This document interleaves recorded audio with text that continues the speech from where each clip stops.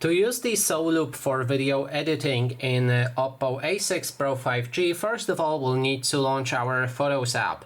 Now we can select a video that we want to edit, and then there's the edit button right here. If you enter it, you will see multiple different options that we can use, so let's get through them. First thing is trim. You'll be able to adjust the video length using the trim, so you can select the specific moment that you want to feature. You can also export some of the scenes as a photos or thumbnails. Then we can cancel it for now and then move to the crop, which allows you to change the image for the video, so you can change the size, aspect ratio or whatever right here. Then we have themes. You can apply different themes that you can find right here. Keep in mind that the ones with this icon you will need to download. So select whichever one you like, and this adds music and effects to the entire video. So if you like them, you can use whichever one you like as well.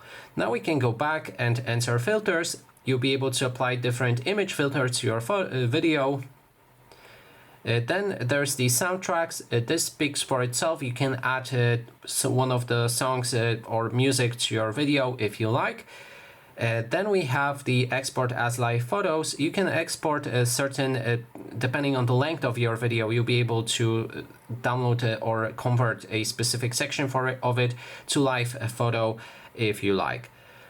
Then we have effects. You can apply different effects to frames of your video. If we add jitter, for example, it adds this jitter effect to the first section of this video. Then we have the speed. We can adjust the speed of our video. If we go down, we can actually see it in some kind of slow motion, but depending on the frames, which this device does support 60 FPS for any resolution 1080p, for example, won't look as good, but you can adjust that slow motion however you like. Then we have the option for text. You can add the text to the frames as well. And lastly, we can apply a watermark. Now, when you're ready, you can click on save, and that way you'll get that custom video. And that is basically everything. Thanks so much for watching.